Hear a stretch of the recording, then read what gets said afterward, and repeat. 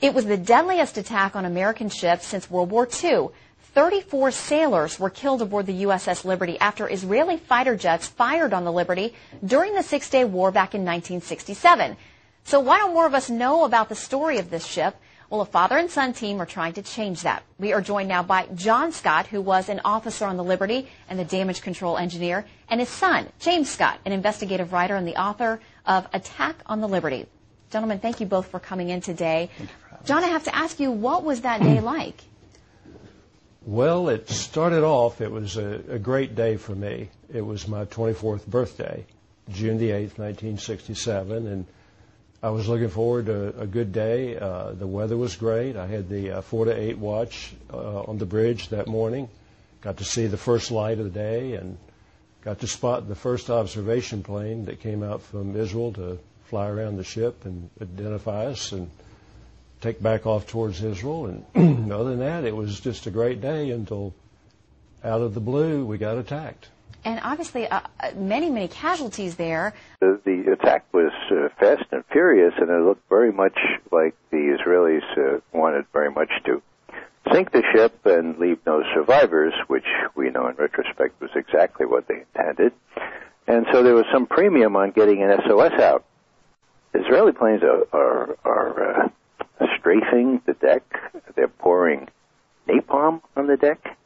And this courageous guy from Texas just goes out there, finds one end of the antenna, realizes that there's a cable that's been destroyed on the deck, goes back, gets some, I say, baling wire. The commander of the 6th Fleet issued these instructions to send the jets, and they were sent. Now, bear in mind, the casualties were severe, but not as severe as they ended up being. Because most of the crew, of course, was below deck, including those from NSA or seconded to NSA who were intercepting the Egyptian, Russian, and, dare I say, Israeli communications. So after Admiral Geis set his fighter bombers off the carrier, all of a sudden he gets this message from McNamara, saying, call those jets back immediately. And Guy says, I'm sorry, sir, one of my ships is being attacked. I'm not going to do that unless I can speak to your superior officer. He said that to the Secretary of Defense? Yeah. And guess what? LBJ is on the other line. And Yep, and he gets right on.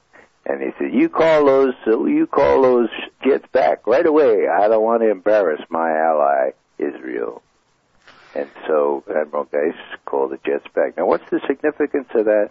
Well, if those jets arrived on the scene, they would have arrived in time enough to prevent the torpedo boats, 3 of them, 60 tons each, from firing their torpedoes, one of which hit the NSA unit there below deck, killed 25 immediately, and disabled, of course, the entire intercept operation.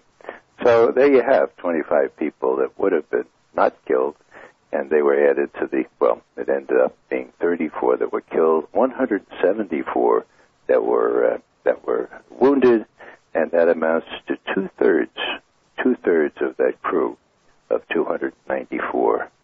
So this was an incident that was not just a paltry little thing, it was a deliberate attack. We know from the intercepts between, pilot to control tower. But that's an American flag. That's an American flag. Bomb it. Strafe it. Carry out your orders. These things were heard by my colleagues. I was on sort of active duty, you might say, at the CIA at the time. And I know that my colleagues heard the attack. James, you've become convinced, despite explanations at the time that Israel was mistaken in shooting the Liberty and attacking the Liberty, that that's not the case. No, it's important to remember this was an incredibly violent assault that happened at 2 p.m. in the afternoon on a clear sunny day while the Liberty was in international waters. It would go on for 67 minutes approximately. And at the end of that, 34 Americans would be killed and 171 injured. Essentially 2 out of every 3 men on board the ship would either be killed or injured. And Israel would say it was an accident and that it was a friendly fire incident. But for policymakers back in that time period and for senior Navy officials, that defied logic. I mean, the circumstances of the attack, the prolonged reconnaissance that morning, the great visibility, and the length and duration of the attack tended to dispute that idea in the eyes of many senior American officials. John, what do you think would have been the motivation if indeed Israel did know? Well, I think they knew from the vast arrays of antennae on our ship that we were a spy ship. Mm-hmm. And I think that was probably fairly common knowledge.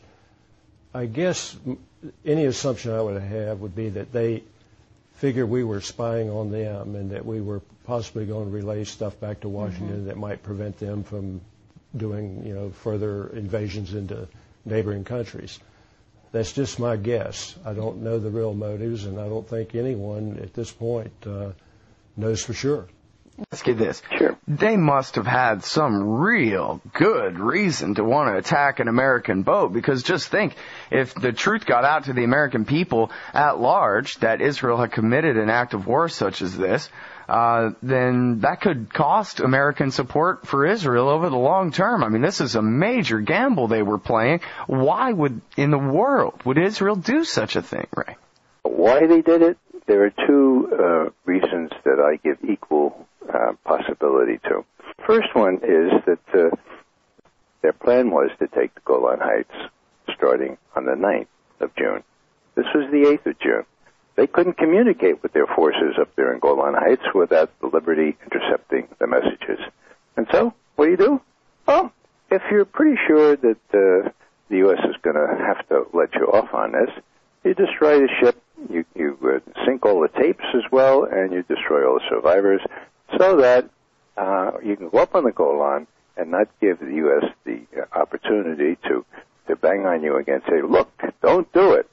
In other words, in the Israeli frame of mind, it was better to ask for forgiveness rather than for permission. And that's precisely what they did. They went up on the Golan the next day. They didn't want us to know about it. They didn't want us to interfere with their plans. And that's one explanation. Now there's another. And this is sort of gory. There is Al-Arish, which is up about 1,000 prisoners. And prisoners are a real pain, in Sinai. You have to feed them, you have to give them water.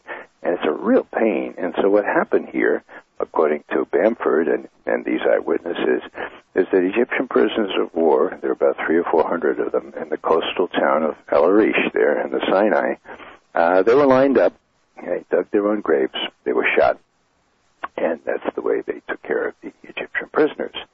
Now, the Liberty is patrolling directly opposite El-Arish, okay, in international waters, but with an easy range to pick up the intelligence on what's going on there, okay? Line of sight. I mean, you could see the Liberty big as it can be right off the shore. Now, the Israelis were well aware of that, and that wouldn't be terribly good PR to get back to the U.S. Yeah, it's better to commit 2 war crimes than 1. It's better to strafe Americans, attack Americans, and strafe them in their lifeboats than slaughtering a bunch of Egyptians, which obviously Americans don't care about anyway. Yeah, well, if you achieve both, then you suppress all the evidence. And comment about why this is so important right now in terms of the American-Israeli relationship, and Admiral Mullen's reference to the USS Liberty last year when he went to Israel and so forth. Yeah. Well, long story short, no U.S. politician has dared to breathe the word USS Liberty since 1967 until July of 2008. You got Mike Mullen, who was chairman of the Joint Chiefs of Staff, and, he's a pretty gutsy guy. And so he was sent to Israel to tell them that, they didn't want, that is, the U.S. administration, and particularly the U.S. military, they didn't want Israel mousetrapping the U.S. into a major fight with Iran. So what Mullen was hell-bent and determined to prevent was the Israelis doing this last summer when Mullen goes there and he says, look, if you're thinking about perpetrating a little provocation, like say in the Persian Gulf, don't even think of it. Because you know what? We know what happened to the USS Liberty on June 8th, 1967, and it ain't going to happen again. You hear me? Now, why is that gutsy? Well, it's gutsy because it's the first time any U.S. official braced the Israelis. They know that Mullen knows, not only that Mullen knows, but he's not going to happen again, okay? Because, if the chairman of the Joint Chiefs says, look, don't do it, this time that gives a little weight to the warning. Mm-hmm. He said, the evidence was clear. Both Admiral Kidd, in charge of the investigation, and I believed with certainty that the attack was a deliberate effort to sink an American ship and murder its entire crew. Not only did the Israelis attack the ship with napalm, gunfire, and missiles, Israeli torpedo boats machine gunned 3 lifeboats that had been launched in an attempt by the crew to save the most serious wounded. That's a war crime. Let's get this.